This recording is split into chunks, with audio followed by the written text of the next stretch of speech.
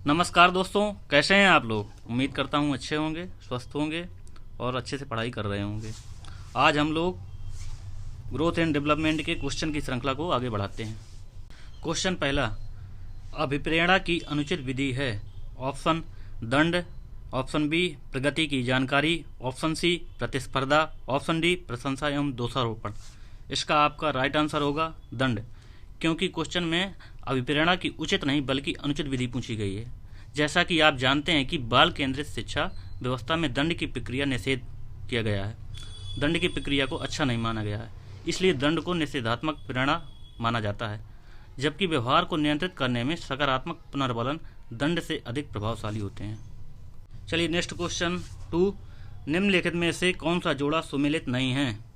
इसका ऑप्शन ए समतात्विक सिद्धांत थार्नडाइक, सामान्यीकरण का सिद्धांत CH जुड, ऑप्शन सी औपचारिक अनुशासन का सिद्धांत कोहलर, ऑप्शन डी विशिष्ट एवं सामान्य तत्वों का सिद्धांत स्पीयरमैन।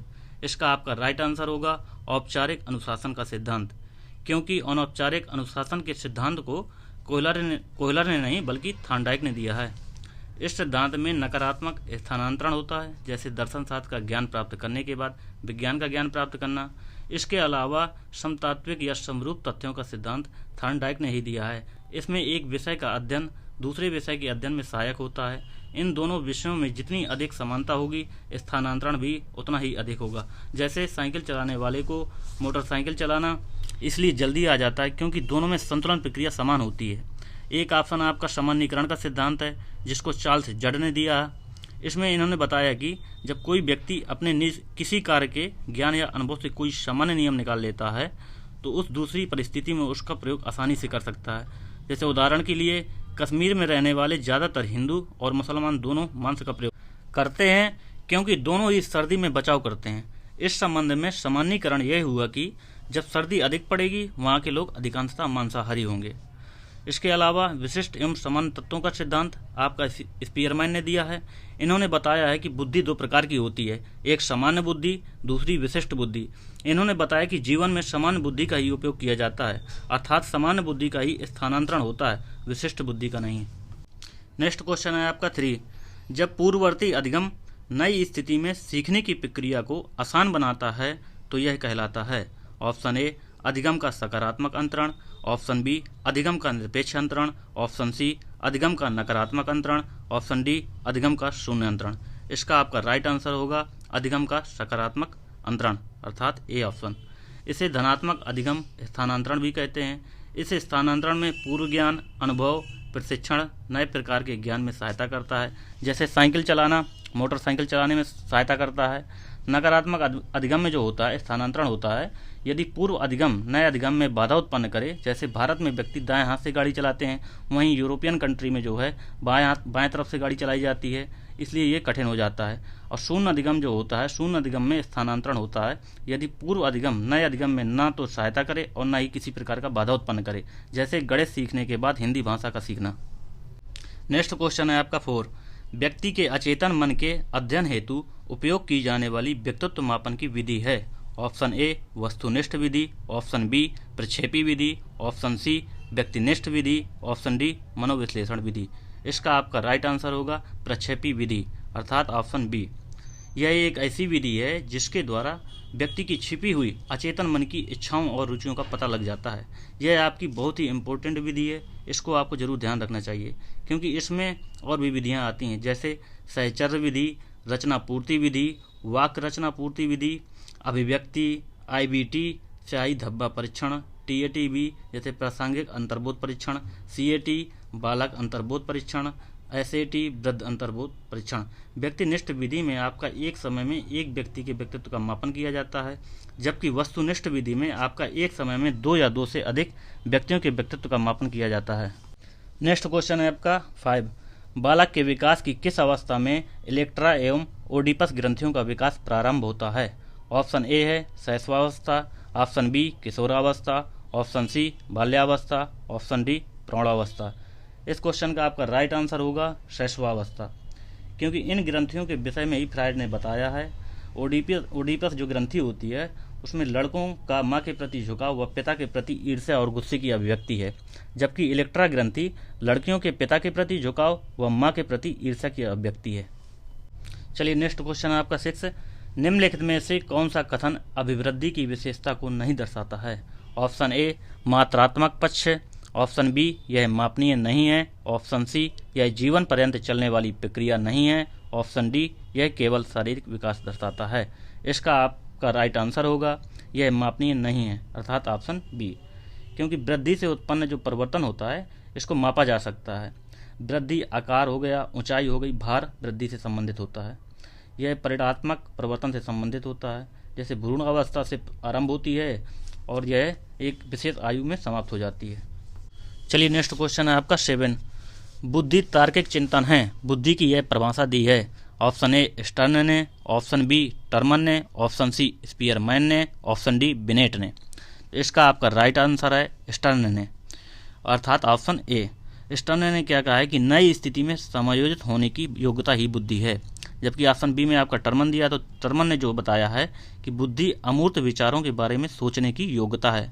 ऑप्शन सी में आपका दिया है स्पीयरमैन, ऑप्शन डी में दिया है बिनेट, तो बिनेट ने आपका जो बताया है कि अच्छे चिंतन, अच्छे निर्णय तथा आत्म आलोचना की योग्यता ही बुद्धि है। चलिए नेक्स्ट है आपका 8। विपिन एक दिवा स्वप्न दृष्टा, पुस्तकें पढ़ने में रुचि रखने वाला, अपने विचारों को दूसरों के समक्ष अभिव्यक्त करने में असमर्थ, अमिलनसार और आदर्शवादी बालक है, तब उसके व्यक्तित्व का प्रकार है। ऑप्शन ए बहिर्मुखी, ऑप्शन बी उभयमुखी, ऑप्शन सी अंतर्मुखी, ऑप्शन डी उद्यमशील। इस क्वेश्चन का आपका राइट आंसर होगा अंतर्मुखी, क्योंकि अंतर्मुखी व्यक्ति जो होते हैं शर्मीले, आत्मकेंद्रित, आत्मसचेत तथा असामाजिक होते हैं। वे साहसिक कार्य करने वाले नहीं होते हैं, जैसे दूसरों से मिलना पसंद नहीं करते हैं। वे केवल जो है आंतरिक संसार में ही व्यस्त रहते हैं, अपने आप में मतलब केंद्रित रहते हैं। वह दिन सपने देखना उनकी मुख्य विशेषता होती है, दिवा स्वप्न देखना। चलिए नेक्स्ट क्वेश्चन है 9। शिक्षा मनोवैज्ञानिक शैक्षिक अभिवृद्धि का व्यवस्थित अध्ययन है। शिक्षा मनोविज्ञान की यह परिभाषा दी है। देखिए ये क्वेश्चन आपका DSSB PRT में पूछा गया है। ऑप्शन ए है BF स्किनर द्वारा, बी है CB गुड द्वारा, ऑप्शन सी है JM स्टीफन द्वारा, ऑप्शन डी है CH जुड द्वारा। इसका आपका राइट आंसर होगा स्टीफन द्वारा, अर्थात ऑप्शन सी सही होगा, क्योंकि स्टीफन ने जो है शिक्षा मनोविज्ञान शिक्षा की वृद्धि एवं विकास का विधिवत अध्ययन है। इन्होंने कहा कि इनके विचार से कुछ भी शिक्षा की वृद्धि तथा विकास के विधिवत अध्ययन के साथ संबंधित है, उसे शिक्षा मनोविज्ञान के क्षेत्र में सम्मिलित किया जा सकता है। चलिए नेक्स्ट क्वेश्चन है आपका 10। यदि एक बालक की वास्तविक आयु 12 वर्ष है और वह 15 वर्ष की आयु वाले बालक के लिए बनाया गया बुद्धि परीक्षण हल कर सकता है तो उसकी बुद्धि लब्धि होगी। ऑप्शन ए है 150, option B 100, option C 125, option D 120। इसके लिए हमको देखना पड़ेगा बुद्धि लब्धि का फार्मूला IQ का। तो बुद्धि लब्धि बराबर होता है आपका मानसिक आयु बटे वास्तविक आयु गुणे 100।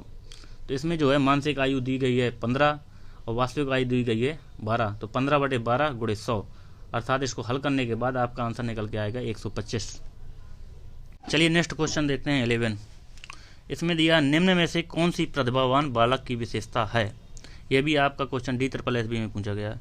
ऑप्शन ए है अपनी आयु के बालकों से काफ़ी पिछड़ जाते हैं, ऑप्शन बी है निम्न बुद्धि लब्धि होती है, ऑप्शन सी है तीव्र निर्णय लेने की क्षमता तथा आत्मविश्वासी होते हैं, ऑप्शन डी है दूसरों से अंतरक्रिया करने में असमर्थ होते हैं।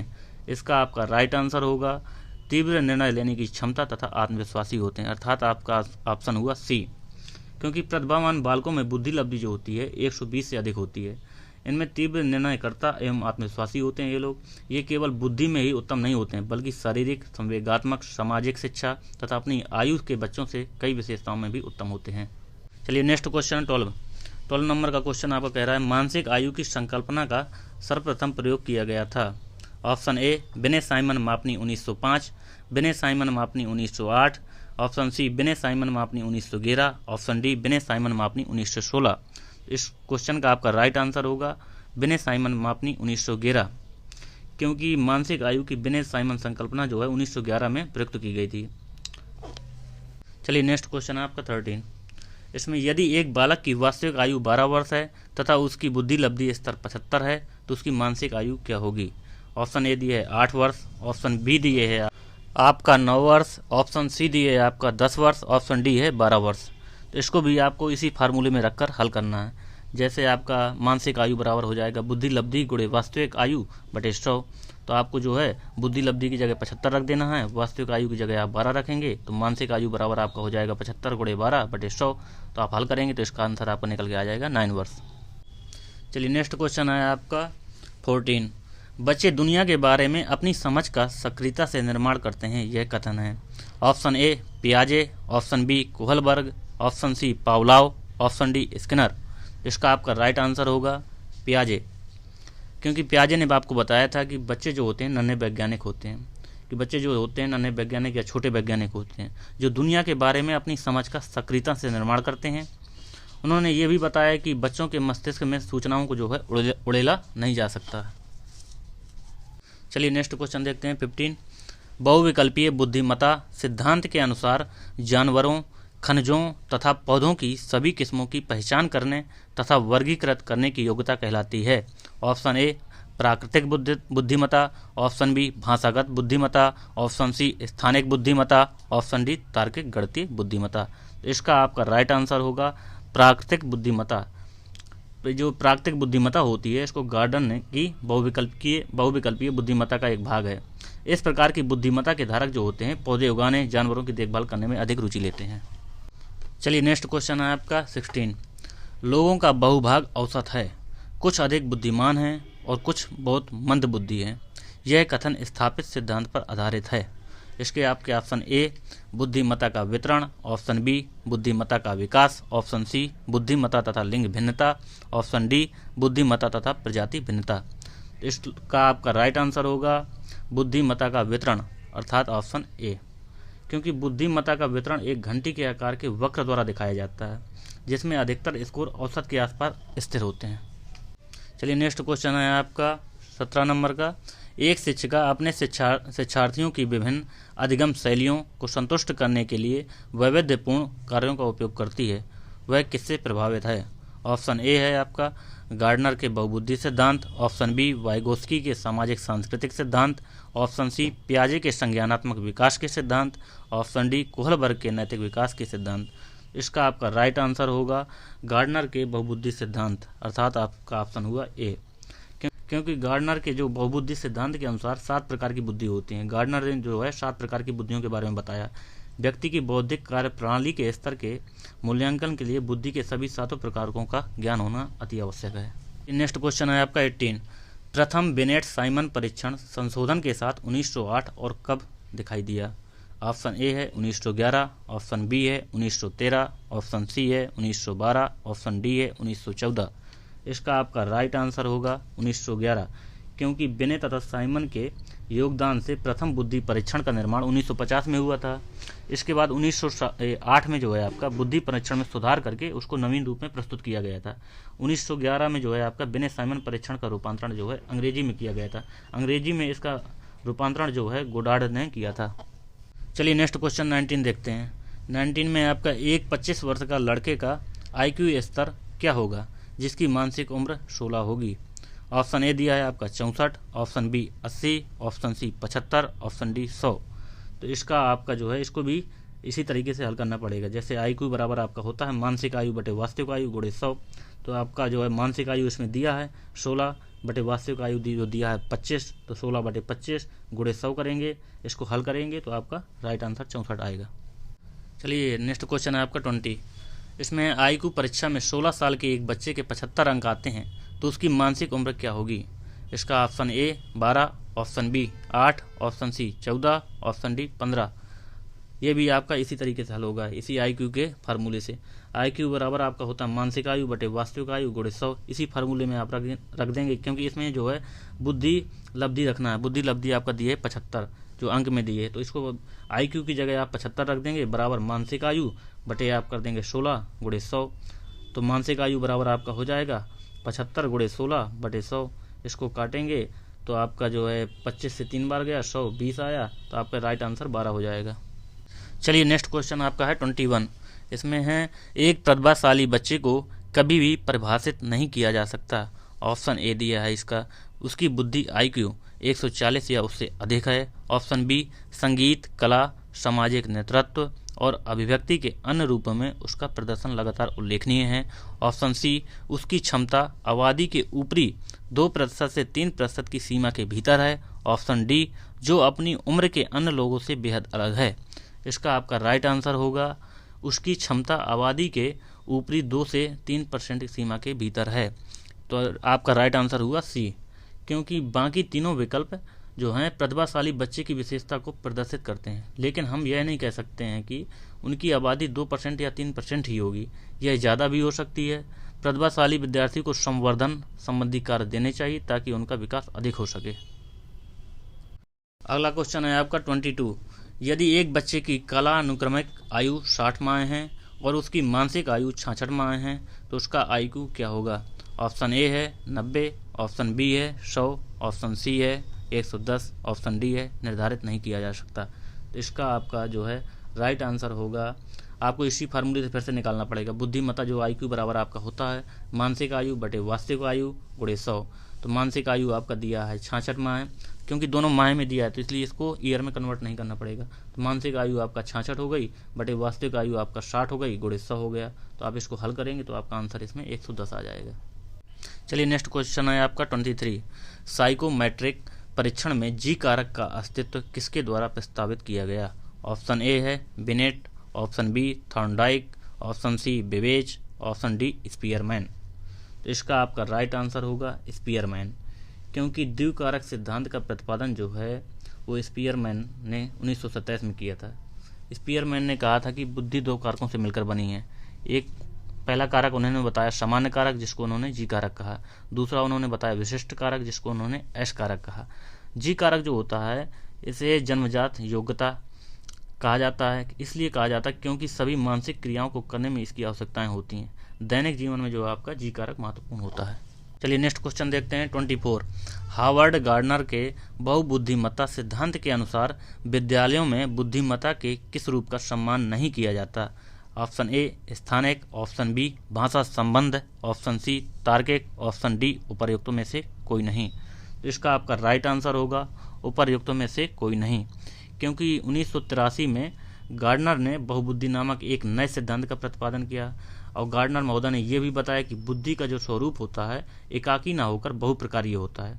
गार्डनर ने 9 प्रकार की बुद्धि बनाई जो परस्पर एक दूसरे से स्वतंत्र हैं तथा प्रत्येक की क्रियाशील होने के ढंग अलग अलग हैं। चलिए नेक्स्ट क्वेश्चन आपका देखते हैं 25। IQ स्तर जो पठन रोगों को बुद्धिमत्ता की कमी से अलग करता है। ऑप्शन ए दिया है 50, option B 70, option C 80, option D 100। तो इसका आपका राइट आंसर होगा 70, क्योंकि इसमें बुद्धि का स्तर जो होता है भिन्न भिन्न हो सकता है। जैसे 70 से नीचे वाले की बुद्धि कम होती है और उनमें पढ़ने संबंधी योग्यता की कमी पाई जाती है। चलिए नेक्स्ट क्वेश्चन आया आपका 26। बहुबुद्धिमत्ता सिद्धांत किसके द्वारा दिया गया? जो कि आपको अभी अभी मैंने बताया पिछले क्वेश्चन में कि कोहलर, ऑप्शन ए कोहलर है, ऑप्शन बी गार्डनर है, ऑप्शन सी पियाजे है, ऑप्शन डी पावलोव है। तो इसका आपका राइट आंसर हो जाएगा गार्डनर। चलिए नेक्स्ट क्वेश्चन है आपका 27। IQ प्राप्तांकों के साथ शैक्षिक निष्पादन का अंतः संबंध है। ऑप्शन ए है निम्न, ऑप्शन बी उच्च, ऑप्शन सी मध्यम, ऑप्शन डी बिल्कुल सही। तो इसका आपका राइट आंसर होगा बिल्कुल सही, क्योंकि जो IQ प्राप्तांकों के साथ शैक्षिक निष्पादन का संबंध जो होता है वो बहुत गहरा होता है, क्योंकि बुद्धिमत्ता का स्तर ज़्यादा होने पर शैक्षिक निष्पादन प्रदर्शन जो होता है उच्च दिखाई देता है। इसी प्रकार अगर बुद्धिमत्ता का स्तर निम्न है तो शैक्षिक निष्पादन में प्रदर्शन भी आपका निम्न दिखाई देगा। चलिए नेक्स्ट क्वेश्चन देखते हैं 28। कौन सा गार्डनर के 7 बुद्धिमत्ताओं की सूची में नहीं है? तो इसका आपका ऑप्शन है ए स्थानिक, ऑप्शन बी है प्रकृतिवादी, ऑप्शन सी है भौतिक, ऑप्शन डी है अंतर्वैयक्तिक। इसका आपका राइट आंसर होगा भौतिक, अर्थात ऑप्शन सी। तो इसमें जो है आपका 1983 में जो है गार्डनर ने बहुबुद्धि सिद्धांत दिया था, जो कि अभी बताया गया। गार्डनर ने यह बताया था कि बुद्धि का जो स्वरूप होता है एकाकी ना होकर बहुप्रकारीय होता है। चलिए नेक्स्ट क्वेश्चन है 29। पियाजे के अनुसार संज्ञानात्मक विकास के किस चरण पर बालक वस्तु निष्पादन को प्रदर्शित करता है? ऑप्शन ए है औपचारिक संक्रियात्मक चरण, ऑप्शन बी है संवेदी परक चरण, ऑप्शन सी पूर्व संक्रियात्मक चरण, ऑप्शन डी मूर्त संक्रियात्मक चरण। तो इसका आपका राइट आंसर होगा मूर्त संक्रियात्मक चरण, क्योंकि इस अवस्था की विशेषता ये होती है कि बालक की वस्तुओं को वर्गीकृत करने, समूह बनाने तथा उन्हें क्रमिक रूप में व्यवस्थित करने की क्षमता होती है। वह वास्तविक वस्तुओं तथा वस्तुओं के समूह के बीच संबंध को समझने में समर्थ हो जाता है। चलिए नेक्स्ट क्वेश्चन है आपका 30। निम्न में से कौन सा अधिगम का साहचर्यवाद का सिद्धांत नहीं है? इसमें पूछा गया है अधिगम का साहचर्यवाद का सिद्धांत नहीं है। ऑप्शन ए है अनुकूलित अनुबद्धता का सिद्धांत, ऑप्शन बी है गेस्टाल्ट का सिद्धांत, ऑप्शन सी है उद्दीपन अनुक्रिया का सिद्धांत, ऑप्शन डी है क्रिया प्रसूत अनुबंधन का सिद्धांत। तो इसका आपका राइट आंसर होगा गेस्टाल्ट का सिद्धांत अर्थात ऑप्शन बी, क्योंकि गेस्टाल्ट जो है ज्ञानात्मक संगठनात्मक सिद्धांत से संबंधित है। व्यवहारिक साहचर्य सिद्धांतों के अनुसार अधिगम प्रक्रिया विभिन्न उद्दीपनों एवं अनुक्रियाओं का परस्पर संबंध है। इसमें आपका गेस्टाल्टवाद में जैसे Thorndike, Watson, Pavlov, Skinner, Miller, हल तथा गुथरी आदि इसके समर्थक माने जाते हैं। चलिए नेक्स्ट क्वेश्चन देखते हैं 31। भूख, प्यास, सुरक्षा की आवश्यकता सभी किसके प्रेरक हैं? ऑप्शन ए अर्जित, ऑप्शन बी कृत्रिम, ऑप्शन सी सामाजिक, ऑप्शन डी प्राकृतिक या स्वाभाविक। इसका आपका राइट आंसर होगा प्राकृतिक व स्वाभाविक, क्योंकि ये शारीरिक और जैविक प्रेरक हैं। इनको लेकर ही व्यक्ति संसार में उत्पन्न होता है और इनकी पूर्ति अनिवार्य भी होती है। इनके पूर्ण न होने से शारीरिक अथवा मानसिक संतुलन बिगड़ जाता है, जिसको फिर से पाने के लिए इन आवश्यकताओं की पूर्ति करना अति आवश्यक हो जाता है। चलिए नेक्स्ट देखते हैं 32। इसमें आपका व्यक्तित्व मापन की प्रश्नावली विधि में जब प्रश्नों के उत्तर हाँ या नहीं में देने होते हैं तो प्रश्नावली का प्रकार क्या होगा? मतलब इसमें पूछा गया कि जो प्रश्नावली विधि है जब उसमें प्रश्न का उत्तर हाँ या नहीं में देते हैं तो उसका प्रश्नावली का प्रकार क्या होगा? ऑप्शन ए है बंद प्रश्नावली, ऑप्शन बी है मिश्रित प्रश्नावली, ऑप्शन सी खुली प्रश्नावली, ऑप्शन डी सचित्र प्रश्नावली। तो इसका आपका राइट आंसर होगा बंद प्रश्नावली, क्योंकि इस प्रकार की प्रश्नावली में अधिक अभिव्यक्ति का अवसर नहीं होता है और यह व्यक्तित्व का पूर्ण मापन नहीं कर पाती, क्योंकि इसमें वैचारिक अभिव्यक्ति जो होती है हाँ या ना में होती है। चलिए नेक्स्ट क्वेश्चन देखते हैं 33। इसमें आपका निम्न में से कौन सी विधि व्यक्तित्व मापन की प्रक्षेपण विधि नहीं है? ऑप्शन ए है रोसा स्याही धब्बा परीक्षण, ऑप्शन बी है शब्द साहचर्य परीक्षण, ऑप्शन सी है अवलोकन, ऑप्शन डी है वाक्य पूर्ति परीक्षण। तो इसका आपका राइट आंसर होगा अवलोकन, क्योंकि अवलोकन व्यक्तित्व मापन की व्यक्तिनिष्ठ विधि है। प्रक्षेपण विधि ऐसी विधि है जिसके द्वारा व्यक्ति की छिपी हुई अचेतन मन की इच्छाओं और रुचियों का पता लगाया जा सकता है। नेक्स्ट क्वेश्चन है आपका 34। बालक विकास की किस अवस्था में बालक का आकर्षण विषम लिंगी के प्रति अधिक हो जाता है? ऑप्शन ए है शैशवावस्था, ऑप्शन बी है किशोरावस्था, ऑप्शन सी है बाल्यावस्था, ऑप्शन डी है प्रौढ़ावस्था। इसका आपका राइट आंसर होगा किशोरावस्था, क्योंकि किशोरावस्था विकास तथा समायोजन का वह समय है जो बचपन तथा प्रौढ़ अवस्था में अंतरकालीन समय होता है। किशोर किशोरियों में एक दूसरे के प्रति बहुत आकर्षण उत्पन्न होता है इस अवस्था में। नेक्स्ट है आपका 35 क्वेश्चन। निम्न में से कौन सा विकास का सिद्धांत नहीं है? ऑप्शन ए है विशिष्ट से सामान्य क्रियाओं का सिद्धांत, ऑप्शन बी निरंतरता का सिद्धांत, ऑप्शन सी विभिन्नता का सिद्धांत, ऑप्शन डी एकीकरण का सिद्धांत। इसका आपका राइट आंसर होगा विशिष्ट से सामान्य क्रियाओं का सिद्धांत अर्थात ऑप्शन ए। यह अधिगम एवं तर्क का सिद्धांत है, विकास का नहीं है ये सिद्धांत। विकास सामान्य से विशिष्ट की ओर बढ़ता है। बालक पहले सामान्य वस्तुएं और बाद में विशिष्ट या विशेष वस्तुओं को ही सीखता है। इसलिए उदाहरण के लिए आप देखिए, शब्दावली का निर्माण करने में बालक पहले सामान्य शब्द और बाद में विशिष्ट शब्द सीखता है। नेक्स्ट क्वेश्चन है आपका 36। निम्न में से कौन सा कुसमायोजन का लक्षण नहीं है? ऑप्शन ए अपने सहपाठियों से लड़ाई झगड़ा, बी नाखून चबाना या काटना, ऑप्शन सी संवेगिक परिपक्वता, ऑप्शन डी हकलाना।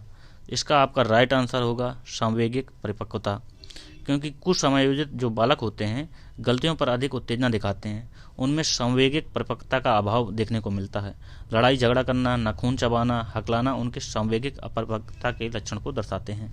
नेक्स्ट है आपका 37। इसमें क्रेसमर के अनुसार पिकनिक प्रकार के व्यक्तित्व वाले व्यक्ति की विशेषताएं होती हैं। ऑप्शन ए है सामाजिक अंतर्मुखी एवं शर्मीले, ऑप्शन 2 सामाजिक बहिर्मुखी एवं शर्मीले, ऑप्शन 3 सामाजिक बहिर्मुखी एवं मिलनसार, ऑप्शन 4 में सामाजिक अंतर्मुखी एवं मिलनसार। इसका आपका राइट आंसर होगा सामाजिक बहिर्मुखी एवं मिलनसार। तो इसका आपका राइट आंसर होगा 3 नंबर का। इसमें जो है क्रेसमर ने अपनी पुस्तक में भी लिखा है फिजिक एंड कैरेक्टर में कि व्यक्तित्व के 4 प्रकार इन्होंने बताए हैं: शक्तिहीन, खिलाड़ी, नाटे तथा मिश्रित व्यक्ति। नाटे व्यक्ति जो होते हैं ईश्वर्य पसंद और लोकप्रिय होते हैं। चलिए नेक्स्ट क्वेश्चन है आपका 38। पियाजे के अधिगम के संज्ञानात्मक सिद्धांत के अनुसार वह प्रक्रिया जिसके द्वारा संज्ञानात्मक संरचना को संशोधित किया जाता है कहलाती है। ऑप्शन ए है समायोजन, ऑप्शन बी है स्कीमा, ऑप्शन सी है समावेशन, ऑप्शन डी है प्रत्यक्षण। तो इसका जो है आपका राइट आंसर होगा समायोजन। समायोजन जो होता है जब बालक नई जानकारी को पुरानी जानकारी में जोड़ते रहता है, इसी को समायोजन कहते हैं। जबकि स्कीमा जो होता है इसका अर्थ होता है बच्चों की सूचनाओं का भंडार गृह। सामान्य अर्थों में अगर हम कहें तो स्कीमा का अर्थ होता है पूर्व भंडारित ज्ञान। तीसरा ऑप्शन आपका दिया समावेशन। समावेशन का अर्थ होता है जब बच्चे की नई और पुरानी जानकारी में कोई अंतर विरोध पैदा होता है तब बच्चा जानकारी का पुनर्गठन करता है, अर्थात बालक जो होता है पूर्व ज्ञान के आधार पर जो क्रिया करता है उसी ही समावेशन कहते हैं। चलिए नेक्स्ट क्वेश्चन है आपका 39। इसमें बंडूरा के सामाजिक अधिगम के चरणों का सही क्रम है, इसको हमें व्यवस्थित करना है। ऑप्शन ए दिया है अवलोकनात्मक, अवधानात्मक, धारणात्मक एवं अभिप्रेरणात्मक। ऑप्शन बी लिखा है अवलोकनात्मक, अवधानात्मक, अभिप्रेरणात्मक एवं धारणात्मक। ऑप्शन 3 दिए है अवलोकनात्मक, धारणात्मक, अवधानात्मक एवं अभिप्रेरणात्मक। ऑप्शन डी दिए है अवलोकनात्मक, धारणात्मक, अभिप्रेरणात्मक एवं अवधानात्मक। तो इसका जो है आपका राइट आंसर जो होगा ए होगा, पहला नंबर अवलोकनात्मक, अवधानात्मक, धारणात्मक एवं अभिप्रेरणात्मक। क्योंकि आपका जो बंडूरा हैं उन्होंने अपनी प्रसिद्ध पुस्तक भी है उनकी बोबो डॉल में जो है उन्होंने कहा है कि बालक जैसा दूसरों का व्यवहार देखते हैं उसी की नकल करते हैं, वह उसे सीखते हैं। सामाजिक अधिगम का सही क्रम जो है वो हो गया, पहला आपका अवलोकन हो गया, फिर उसके बाद अवधान हो गया, फिर अवधारणा हो गया, फिर अभिप्रेरणा हो गया। चलिए नेक्स्ट क्वेश्चन देखते हैं 40। निम्न अनुभव और प्रशिक्षण द्वारा व्यवहार में परिवर्तन होना ही अधिगम है। अधिगम की यह परिभाषा दी गई है, मतलब परिभाषा आपका दी है अनुभव और प्रशिक्षण द्वारा व्यवहार में परिवर्तन होना अधिगम है।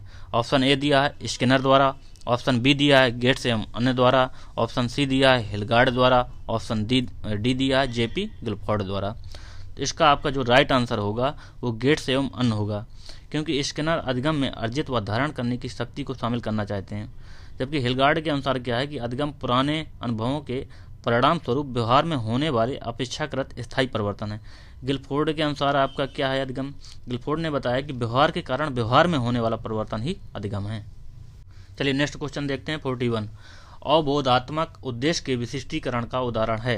ऑप्शन ए है पहचान कर सकेंगे, ऑप्शन बी है वर्गीकरण कर सकेंगे, ऑप्शन सी है अंतर कर सकेंगे, ऑप्शन डी उपरोक्त सभी। इसका आपका राइट आंसर होगा वर्गीकरण कर सकेंगे, अर्थात ऑप्शन बी। क्योंकि अवबोधात्मक जो उद्देश्य होते हैं वर्गीकरण ज्ञानात्मक उद्देश्य से पहचान व विश्लेषण से अंतर कर पाने की योग्यता इससे आती है। चलिए नेक्स्ट क्वेश्चन देखते हैं 42। वर्ग में 4 औसत से कम विद्यार्थी हैं, निम्न में से कौन सी प्रणाली उनको अन्य विद्यार्थियों के समकक्ष लाने में सर्वाधिक असरकार होगी। ऑप्शन ए है उनको अग्र पंक्ति में बिठाकर उनके कार्यों का सतत निरीक्षण करें, ऑप्शन बी है उनके सीखने के मंद क्षेत्र को पहचान कर उसका उचित उपचारात्मक प्रयत्न करें, ऑप्शन सी है निश्चित करें कि वे शाला में नियमित उपस्थित हों, ऑप्शन डी है उनको घर पर अधिक गृहकार्य करने को दें। तो इसका आपका राइट आंसर होगा ऑप्शन बी, उनके सीखने के मंद क्षेत्र को पहचान कर उसका उचित उपचारात्मक प्रयास करना चाहिए। क्योंकि जो है आपका निदात्मक परीक्षण ये होता है कि शिक्षक छात्रों की कमजोरियों का पता लगाकर उनका उचित उपचार करने का प्रयत्न करता है, छात्रों की कमजोरियों को दूर करके आसानी से उन्हें अन्य छात्रों के समकक्ष लाने का प्रयास करता है। चलिए नेक्स्ट क्वेश्चन देखते हैं 43। निम्नलिखित में से कौन सा विकास का सिद्धांत है। ऑप्शन ए दिया है विकास हमेशा रेखीय होता है, ऑप्शन बी है यह निरंतर चलने वाली प्रक्रिया नहीं है, ऑप्शन सी है विकास की सभी प्रक्रियाएं अंतः संबंधित नहीं है, ऑप्शन डी है सभी की विकास दर समान नहीं होती है। तो आपका जो आंसर होगा ऑप्शन डी होगा, क्योंकि सभी की विकास दर समान नहीं होती है, विकास दर जो होती है अलग अलग होती है। विकास का सिद्धांत ही आपको बताता है कि सभी व्यक्तियों में विकास एक समान नहीं हो सकता। चलिए नेक्स्ट क्वेश्चन देखते हैं 44। एक शिक्षिका पाठ्य वस्तु और फल सब्जियों के कुछ चित्रों का प्रयोग करती है और अपने विद्यार्थियों से चर्चा करती है। विद्यार्थी इस जानकारी का अपने पूर्व ज्ञान से जोड़ते हैं और पोषण की संकल्पना को सीखते हैं। यह उपागम किस पर आधारित है। ऑप्शन ए है पुनर्बलन के सिद्धांत पर, ऑप्शन बी अधिगम के सक्रिय अनुबंधन के सिद्धांत पर, ऑप्शन सी ज्ञान के निर्माण पर, ऑप्शन डी अधिगम के शास्त्रीय अनुबंधन पर। तो इसका आपका राइट आंसर होगा ज्ञान के निर्माण पर। ज्ञान के निर्माण की जो संकल्पना है वास्तविक जीवन के अनुभवों के माध्यम से अधिगम पर आधारित शिक्षा का एक परिप्रेक्ष्य है। चलिए नेक्स्ट क्वेश्चन देखते हैं 45। इसमें जब बच्चे की दादी उसे उसकी माँ की गोद से लेती है तो बच्चा रोने लगता है, बच्चा किसके कारण रोता है? ऑप्शन ए है वियोग दुश्चिंता, ऑप्शन बी है संवेगात्मक दुश्चिंता, ऑप्शन सी अजनबी दुश्चिंता, ऑप्शन डी सामाजिक दुश्चिंता। तो इसका आपका राइट आंसर होगा वियोग दुश्चिंता, क्योंकि अपनी माँ से अलग करने पर या अजनबी द्वारा उठाए जाने पर नवजात शिशु जो होता है वो डर या वियोग दुश्चिंता व्यक्त करता है। चलिए नेक्स्ट क्वेश्चन देखते हैं 46। इसमें दिया है कि प्रतिभा का लक्षण नहीं माना जा सकता है, अर्थात किसे प्रतिभा का लक्षण नहीं माना जा सकता है। ऑप्शन ए है अन्य के साथ झगड़ना, ऑप्शन बी सृजनशील विचार, ऑप्शन सी अभिव्यक्ति में नवीनता, ऑप्शन डी जिज्ञासा। इसका आपका जो है राइट आंसर होगा अन्य के साथ झगड़ना, क्योंकि प्रतिभाशाली बच्चे जिज्ञासु प्रवृत्ति के होते हैं। वह स्वयं को बहुत अच्छी तरह अभिव्यक्त कर सकते हैं, परंतु उनमें गुस्सा, अहमवाद आदि कुछ नकारात्मक संवेगात्मक विशेषताएं होती हैं। चलिए नेक्स्ट क्वेश्चन है आपका 47। कृतिका घर पर अधिक वार्तालाप नहीं करती, मतलब कृतिका जो है घर पर अधिक वार्तालाप नहीं करती, बातचीत नहीं करती, जबकि विद्यालय में बहुत वार्तालाप करती है। यह दर्शाता है ऑप्शन ए विद्यालय बच्चों को अत्यधिक वार्तालाप के अवसर प्रदान करता है, ऑप्शन 2 है आपका शिक्षक चाहते हैं कि बच्चे विद्यालय में खूब वार्तालाप करें, ऑप्शन सी है उसे अपना घर पसंद नहीं है, ऑप्शन डी है विद्यालय में उसके विचारों की कद्र की जाती है। तो इसका आपका राइट आंसर होगा विद्यालय में उसके विचारों की कद्र की जाती है, क्योंकि विद्यालय का जो वातावरण होता है बच्चे के व्यवहार तथा व्यक्तित्व को ढालता है। चलिए नेक्स्ट क्वेश्चन है आपका 48। अधिगम का अंतर्दृष्टि सिद्धांत प्रतिपादित किया गया। ऑप्शन ए है गेस्टाल्ट सिद्धांतवादियों द्वारा, ऑप्शन बी पावलाव द्वारा, ऑप्शन सी जीन पियाजे द्वारा, ऑप्शन डी वाइगोस्की द्वारा। इसका जो है आपका राइट आंसर है गेस्टाल्ट सिद्धांतवादियों द्वारा, क्योंकि ये गेस्टाल्ट में जो है सिद्धांतवादियों में वर्दीमर, कोफका एवं कोहलर इस सिद्धांत के प्रमुख मनोवैज्ञानिक माने जाते हैं। इनके अनुसार जो है जब कोई प्राणी संपूर्ण स्थिति को समझ लेता है तो सीखने संबंधी समस्या आसानी से हल हो जाती है। चलिए नेक्स्ट क्वेश्चन देखते हैं 49 जो है आपका बच्चों के बौद्धिक विकास के 4 विशिष्ट चरणों को प्रतिपादित किया गया। इसमें ऑप्शन ए कोहलबर्ग द्वारा, ऑप्शन बी स्किनर द्वारा, ऑप्शन सी एरिक्सन द्वारा, ऑप्शन डी पियाजे द्वारा। ये तो आप जानते ही होंगे कि पियाजे की बौद्धिक विकास की 4 चरण हैं। इसमें से पहला चरण जो है ज्ञानेंद्रिय अवस्था है, दूसरे चरण को पूर्व संक्रियात्मक अवस्था कहते हैं, तीसरे को मूर्त संक्रियात्मक अवस्था कहते हैं और चौथे को औपचारिक संक्रियात्मक अवस्था कहते हैं। चलिए नेक्स्ट क्वेश्चन है आपका 50, आज का आखिरी क्वेश्चन। निम्नलिखित में से किस चरण में बच्चे अपने समवयस्क समूह के सक्रिय सदस्य बन जाते हैं? ऑप्शन ए है किशोरावस्था, ऑप्शन बी शैशवावस्था, ऑप्शन सी वयस्क अवस्था, ऑप्शन डी बाल्यावस्था। इसका जो है आपका राइट आंसर होगा किशोरावस्था, क्योंकि किशोर जो होता है व्यक्ति जो होता है अपने मित्रों एवं साथियों के साथ रहना अधिक पसंद करते हैं। किशोर जिस समूह का सदस्य होता है उसके प्रति वह बहुत वफादारी प्रदर्शित करता है, वह समूह को कई बार अपने परिवार व विद्यालय से भी अधिक महत्वपूर्ण समझता है। चलिए आज का सेशन यहीं पे ख़त्म करते हैं। आज जो है आपके 50 क्वेश्चन पूरे हो गए हैं, इनको आप जरूर देखिएगा, क्योंकि ये कहीं ना कहीं किसी न किसी एग्जाम में पूछे गए क्वेश्चन हैं, चाहे आपका सुपर टेट हो, KBS हो या DSSB हो, UP टेट हो, कहीं ना कहीं ये क्वेश्चन पूछे गए हैं। इनसे बाहर आपका कोई क्वेश्चन नहीं जाएगा। चलिए देखने के लिए धन्यवाद। इसके बाद इसके अगले पार्ट पे मिलेंगे। जय हिंद, जय भारत।